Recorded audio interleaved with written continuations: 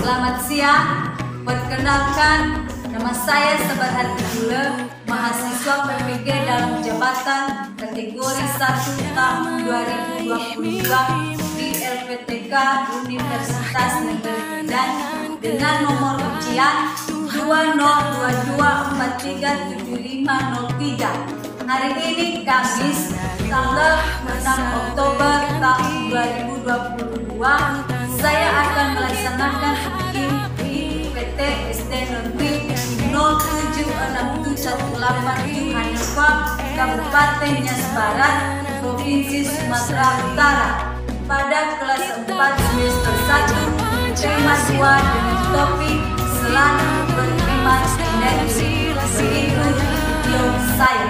Kita belajar Pancasila, ayo kita jaga untuk Indonesia, bersatu dalam perbedaan, berpegang tangan dan berlari, singkirkan egomu oh kawan, demi negeri ini.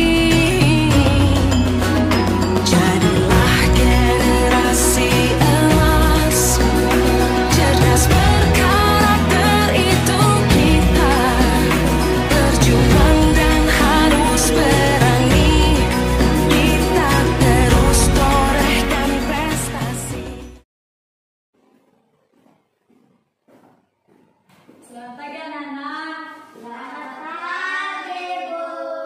Hai. Halo. Hello. Hai. Apa kabarnya? Luar biasa. Yes, yes, yes.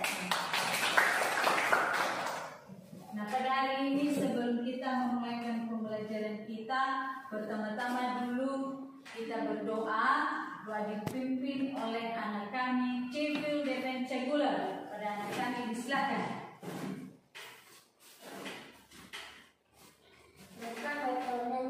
Hari ini 3. Hari ini ku rasa bahagia berkumpul bersama saudara seiman.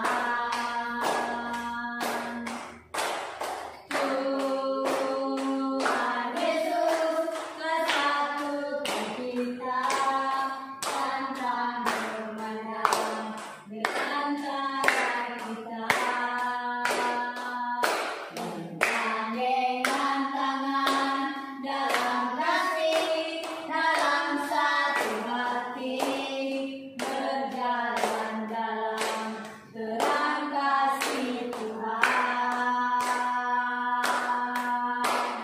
Kau sahabatku dan kau sahabatku, tiada yang dapat memisahkan kita. Oh, kau sahabatku dan kau sahabatku, tiada yang dapat memisahkan kita.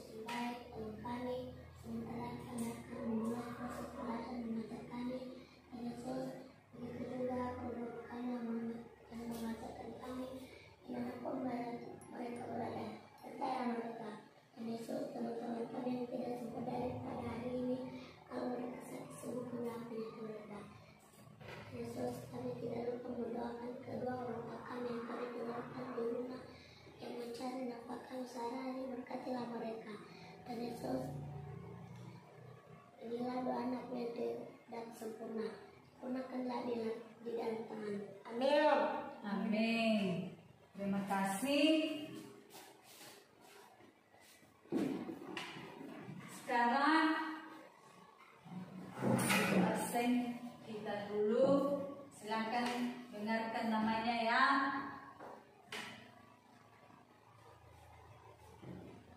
Civil Defense Regular, Hadir, Bu. Syamandri Regular, Hadir, Bu. Februari Stoffer Zain. Hadir, Bu.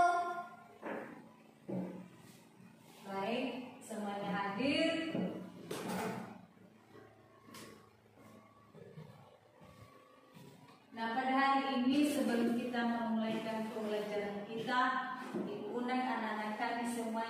silakan berdiri. Kita menyanyikan lagu wajib dengan judul Satu Nusa Satu Bangsa.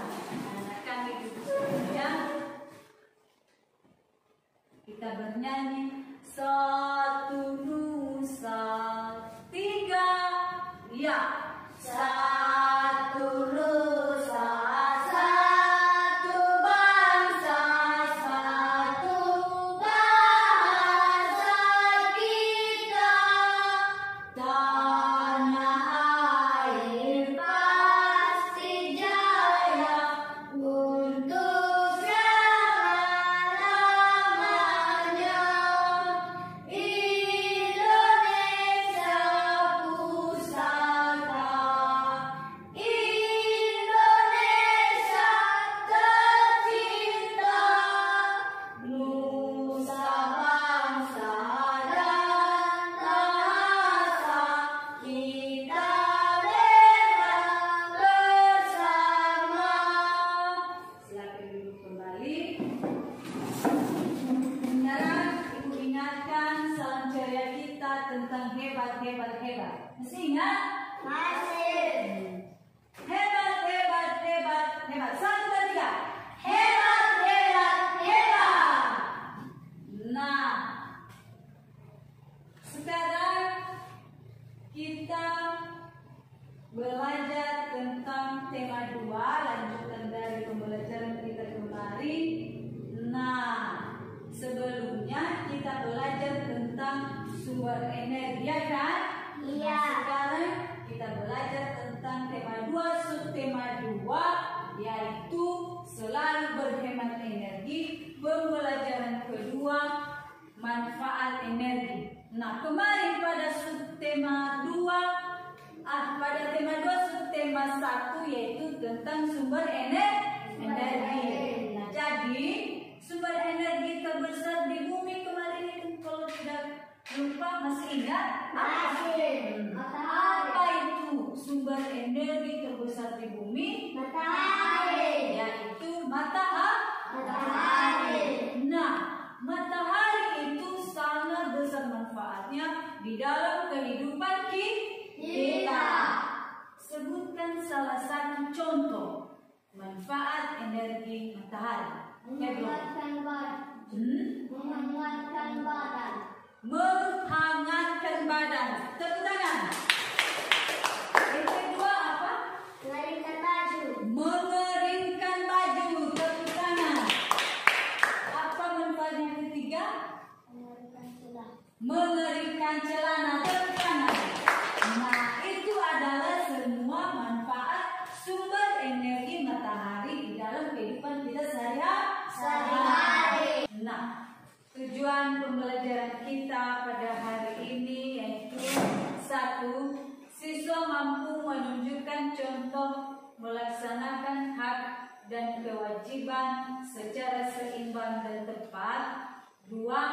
Siswa mampu menceritakan pengalaman diri melaksanakan hak dan kewajiban secara seimbang dalam kehidupan bermasyarakat dengan benar. 3. Setelah berlatih, siswa mampu menyanyikan syair lagu Menanam Jagung sesuai dengan tinggi rendah nada dengan benar. 4. Setelah berlatih, siswa mampu menyanyikan lagu Menanam Jagung sesuai dengan tempo sedang diiringi ketukan dan tepuk tangan dengan percaya diri. Inilah videonya untuk lebih jelas tentang manfaat energi pada pembuatan kertas. Hari ini mari kita bersama menelusuri proses pembuatan kertas hingga menjadi sebuah buku. Dari mulai bagaimana mencari bahan baku, proses pabrik, hingga dikemas untuk diperjualbelikan dalam beberapa proses berikut ini. Bicara mengenai proses pembuatan kertas, tentu aja kita mulai dari pemanenan pohon. Iya, karena seperti yang kita tahu, kertas berasal dari pengolahan serat kayu yang dihasilkan dari bubur kertas atau yang dinamakan pulp. Nah, dalam produksinya, pohon yang digunakan untuk menghasilkan kertas ada berbagai macam pohon yang bergantung pada tempat dan juga populasi pohon tersebut. Contohnya aja di Amerika Utara, di mana produksi kertas menggunakan pohon pinus ataupun pohon cemara. Sedangkan untuk negara-negara seperti Amerika Latin, Spanyol, Australia, dan Afrika Selatan menggunakan pohon kayu putih yang berjenis Eucalyptus globulus atau Eucalyptus grandis. Nah, untuk Asia Tenggara sendiri seperti Indonesia, kebanyakan kertas itu dihasilkan dari pohon akasia atau Acacia manio. Lalu, alternatif lain ada juga nih produksi kertas Cina yang menggunakan pohon bambu sebagai bahan baku. Padahal, bambu merupakan komoditi tanaman mahal loh, karena terkenal bisa digunakan untuk berbagai macam kebutuhan. Nah, dari semua pohon yang disebut tadi, selain memiliki populasi yang cukup banyak, syarat lain dari pohon penghasil kertas adalah siklus panen yang cepat. Sebut saja bambu. Umur pohon yang satu ini memiliki produktivitas yang tinggi, mulai dari umur 5 tahun dan juga pemeliharaan yang murah. Hal ini berbeda dengan kayu seperti jati yang hanya bisa dipanen minimal saat berumur 10 tahun, bahkan 40 tahun. Setelah memasuki gudang di pabrik, semua kayu yang sudah dikumpulkan kemudian mendapatkan perlakuan khusus untuk disiapkan ke proses selanjutnya. Pada tahap persiapan kayu ini, semua kayu yang sudah dikumpulkan dimasukkan pada sebuah mesin menggunakan alat berat yang nantinya melakukan pembersihan pada kayu, seperti mencabut kulit kayu hingga memotong bahan baku kertas ini menjadi ukuran yang kecil. Ya, untung aja di industri modern udah ada alat potong raksasa kayak tadi. Kalau mau dipotong pakai kampak, kayaknya bukan cuma kayunya yang kepotong, tapi juga tangan abangnya. Nah, dalam tahap persiapan kayu ini, kulit kayu dihilangkan karena karakter yang keras dan dianggap tidak layak untuk digunakan sebagai bahan dasar kertas. Ya, setidaknya itu anggapan dari pabrik dunia modern tentang kulit kayu. Padahal ya, secara penggunaan, kulit kayu sebenarnya bisa dijadikan kertas antik seperti kertas asli Indonesia yang bernama daluan yang dianggap sebagai cikal bakal kertas di Indonesia. Proses selanjutnya kita masuk nih ke tahap bernama pulping. Di tahap pulping ini, kayu-kayu yang telah dipotong tadi masuk pada sebuah mesin raksasa untuk dimasak dalam suhu yang tinggi. Di sini ya, tekstur dari kayu akan berubah dari yang tadinya keras menjadi lembut dan berserat. Setelah itu, proses pun dilanjutkan ke mesin selanjutnya untuk melakukan bleaching untuk mengeluarkan senyawa kimia bernama lignin yang bisa membuat kertas menjadi kuning. Jadi bukan cuma rambut aja yang di bleaching di salon, tapi kertas juga di bleaching, guys. Nah, untuk mengamankan metode ini, di dunia modern, metode bleaching yang dilakukan sudah menggunakan zat kimia ramah lingkungan seperti bebas dari klorin. Lalu, hanya menggunakan oksigen dan juga peroksida. Jadi, tentu aja proses ini udah aman banget buat lingkungan dan juga para pekerja.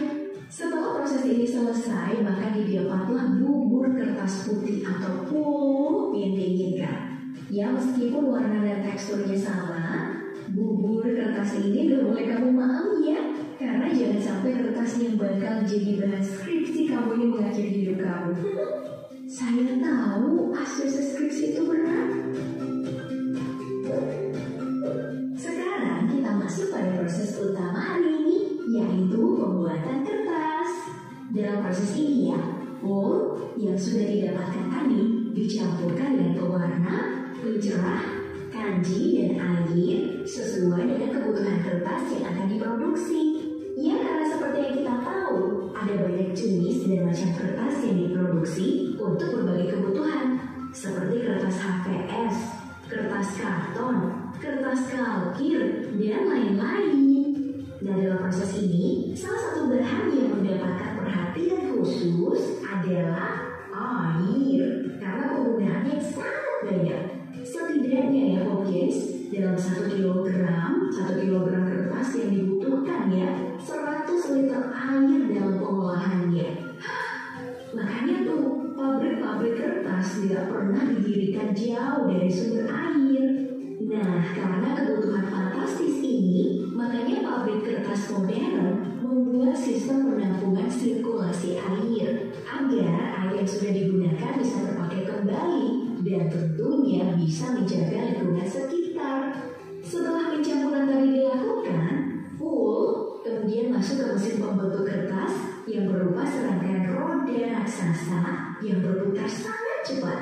Nggak main-main, putaran roda-roda ini mencapai 90 km per jam. Dengan kecepatan ini, bubur kertas juga mendapatkan tekanan tinggi. Jadi, bagi yang pusing karena punya utang, kamu harus tahu kalau rasanya ngutangin kamu kayak nasib bubur kertas ini. Udah pusing sekaligus tertekan nungguin kamu bayar utang. Setelah berpusing-pusing ria dan mendapatkan tekanan, bubur kertas tadi mengeras dan menjadi lembaran kertas yang kemudian dikumpulkan menjadi satu gulungan raksasa.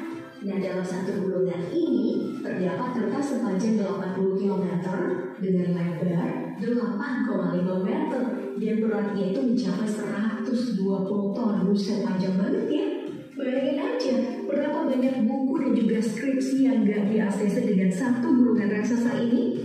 1, 10, 100, atau 1 juta skripsi. Entahlah guys. Nah, untuk proses produksi kertas dengan bahan baku lain, semua tahapan tadi dilakukan sama persis. Hanya aja untuk kertas dari bambu menghasilkan warna kuning dan bukan putih. Karena penggunaan kertas dari bambu juga beda dari kertas pada umumnya. Makanya, kertas bambu ini selalu tampil beda. Nah, selanjutnya kita tiba nih pada proses terakhir, yaitu pengemasan. Pada tahapan ini, gulungan kertas raksasa tadi kemudian dimasukkan pada mesin pemotong untuk dibuat menjadi sesuai ukuran. Mulai dari ukuran kertas A0, A1, A2, A3, A4, dan lain-lain, yang kemudian semua kertas dikemas sesuai dengan merek. Jadi, udah tahu kan panjangnya jalan yang harus ditempuh kayu untuk jadi kertas? Mulai dari dipotong-potong, dipanas-panasin, diputer-puter, sampai dipotong-potong lagi. Nah, berdasarkan video itu tadi yang kamu lihat, kertas ini terbuat dari mana? Kayu.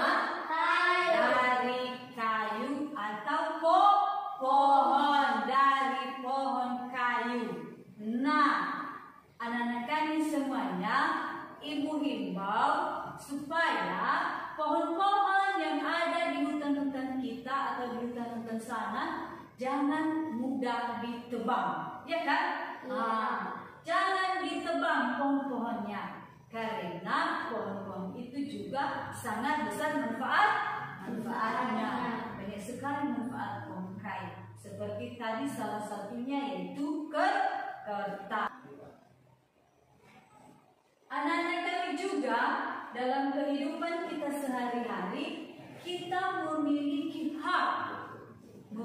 hak dan kewajiban dalam menggunakan setiap kertas. Apa kewajiban kita? Yaitu salah satunya tidak menggunakan kertas dengan sembarangan. Tidak boleh membuang-buang kertas sembarangan. Tidak boleh mencoret-coret kertas, ya kan? Iya. Karena kertas ini adalah banyak sekali manfaat kertas. Nah, dalam hal itu anak-anak kami semuanya, ibu mengimbau kita supaya kita juga harus menghemat dalam pemakaian kertas.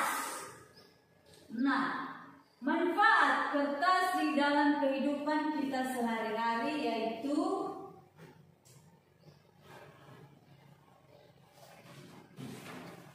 Tulis. Amati di sekitarmu, tulislah manfaat kertas yang sehari-hari kamu ketahui. Yaitu manfaat kertas yaitu digunakan untuk menulis, untuk membuat buku, untuk surat menyurat, untuk fotokopi, untuk membuat kerajinan, untuk mencetak gambar dan lain-lain. Nah, itu adalah manfaat kertas.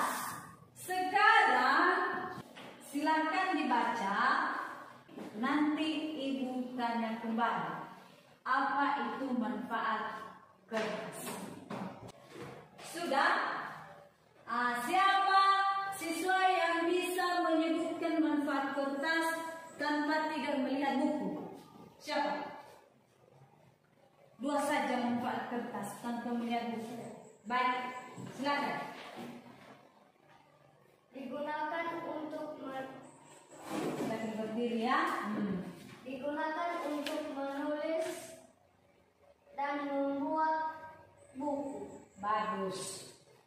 Siapa lagi yang dapat menyebutkan manfaat kertas tanpa melihat buku? Yaitu untuk surat menyurat, surat menyurat. Apalagi untuk fotokopi, untuk fotokopi, untuk menggambar. Nah, itu adalah salah satu atau banyak manfaat pada penggunaan kertas. Nah, sekarang Ibu minta silakan buka LKPD kamu. Lihat pada kegiatan 1. Ini kegiatan 1. Ini sudah? Di ujung kanannya silakan tuliskan namanya. Sekarang tugas kamu tuliskan manfaat dari kertas pada tabel di bawah ini. Nah, silakan tuliskan 1 sampai 5 manfaat kertas di dalam tabel ini. Silakan kerjakan selama 5 menit. Sudah?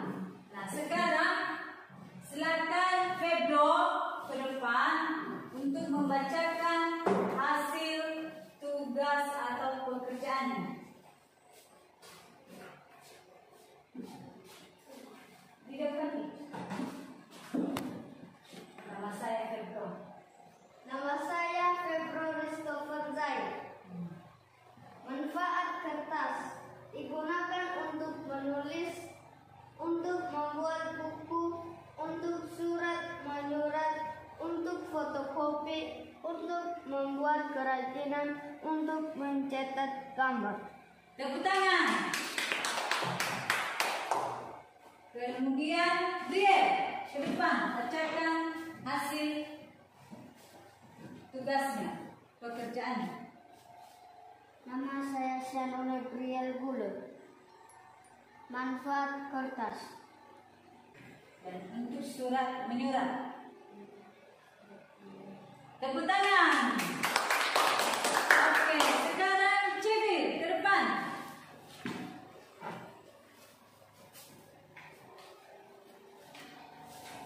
Nama saya Civil Leven Cegule. Manfaat kertas untuk surat menyurat, untuk menggambar, untuk fotokopi, untuk kerajinan, untuk menulis. Bagus, tepuk tangan. Nah, sekarang silakan perhatikan gambar yang Ibu tampilkan ini.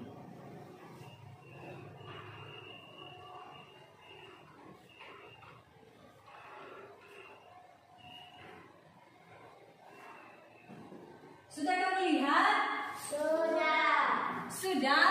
Sudah. Cipil, silakan baca yang teks yang ada di gambar itu. Silakan baca teksnya. Budi. Ya. Sepupu Budi sedang mengerjakan tugas menulis dari Bu Guru. Ia menggunakan banyak sekali kertas. Ia selalu membuang setiap kertas meskipun baru beberapa kata yang ia tuliskan. Banyak sekali kertas yang terbuang. Setujukah kamu dengan cara Budi menggunakan kertas tersebut? Mengapa? Jelaskan alasannya. Nah, sudah kamu lihat? Sudah. Sekarang coba perhatikan benar gambar itu. Apa yang ada di gambar itu di atas? Kertas. Itu kertas. Nah, apakah kertas yang ada di bawah lantai itu menurut kamu bisa digunakan? Tidak.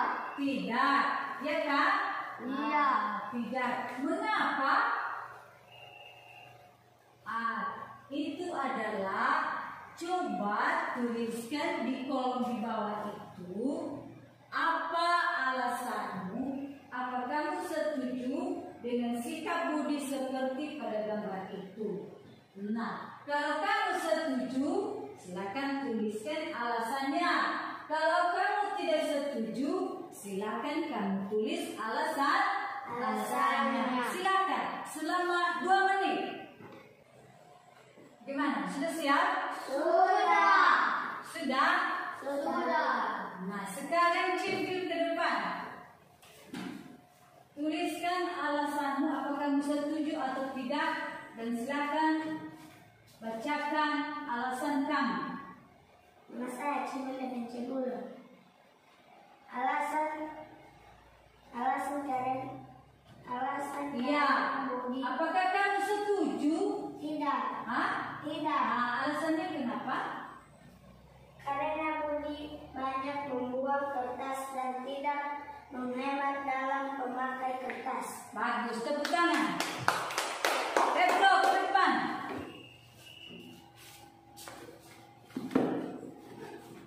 Apa kamu setuju dengan sikap Budi seperti itu di atas? Tidak. Mengapa?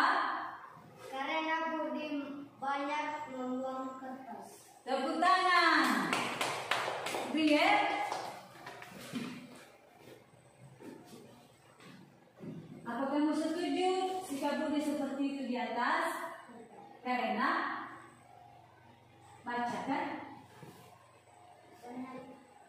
Besarkan. Alasannya karena Budi membuang kertas. Karena Budi banyak membuang kertas. Oke, tepuk tangan. Nah, berikut ini Ibu akan tampilkan sebuah video. Nah, ada ice breaking kita dulu. Silakan berdiri. Geser kursinya di belakang.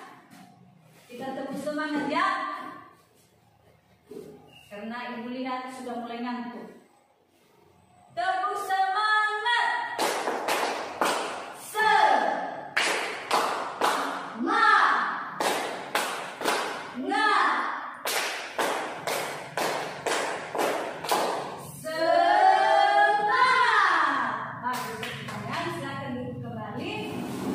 Ayo kita bernyanyi.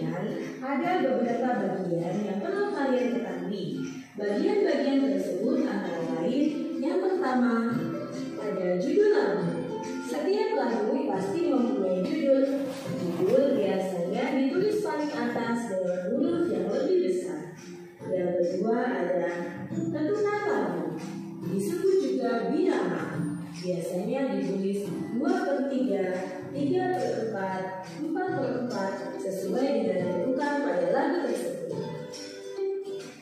Yang ketiga adalah pencipta lagu.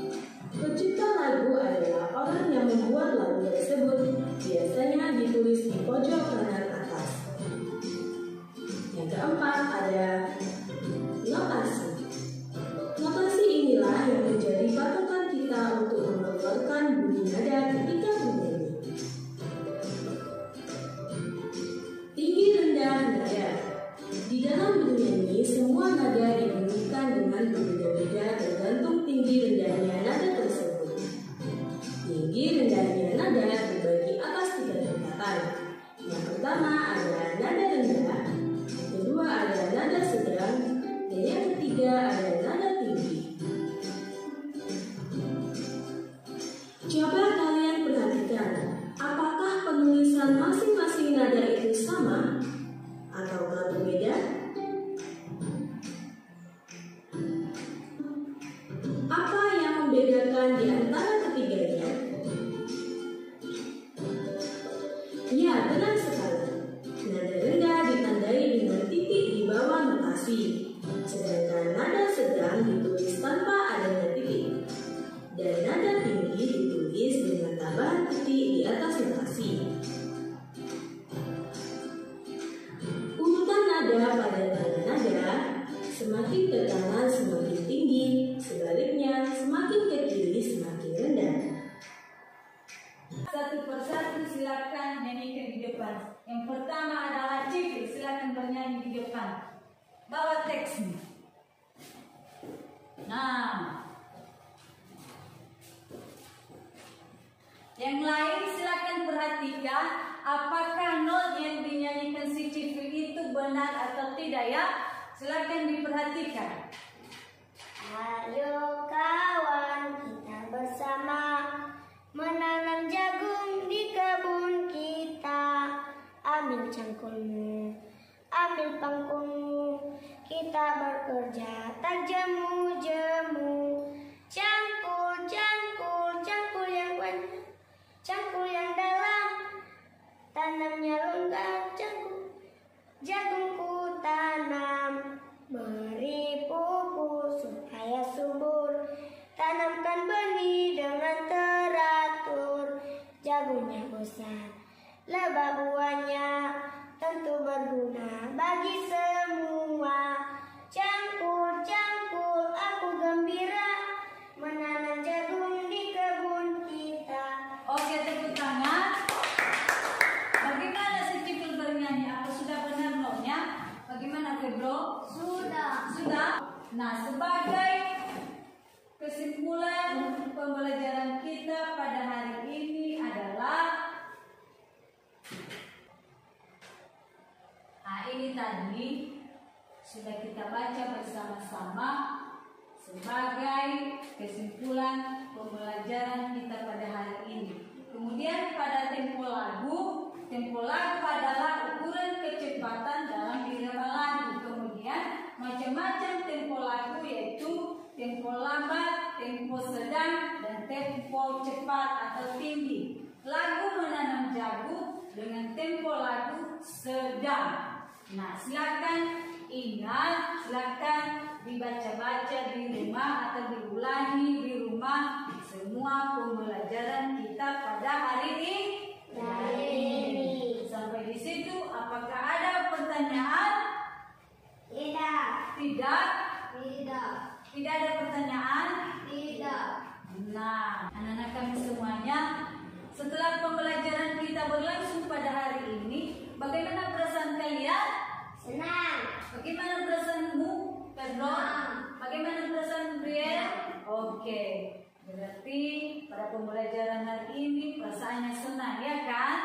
Nah, dalam pembelajaran ini juga, apakah ada kesulitan anak-anak kami semuanya? Tidak. Tidak? Tidak. Nah, Ibu mengucapkan terima kasih atas terlaksananya pembelajaran kita hari ini, dan semoga selanjutnya kita selalu bersama dan kita selalu Hebat. Jangan lupa salam ceria kita. Hebat, hebat, hebat. 1, 2, 3. Hebat, hebat, hebat. Nah, berikutnya pembelajaran kita berikutnya yaitu kita masuk pada subtema 3 tentang energi alternatif. Nah, nanti sudah sampai di rumah, kamu bisa membaca-baca bukumu di rumah. Dan sebelum kita berpisah-pisah, kita selalu bersyukur kepada Tuhan Yang Maha Esa karena pembelajaran kita hari ini Dia telah menolong kita. Nah, doa dipimpin oleh kami, oleh anak kami, Febrozan. Kepada anak kami, silakan. Teman-teman, mari kita bersatu dalam doa. Ya Tuhan, kami akan pulang. Dan kalau pulang kami tadi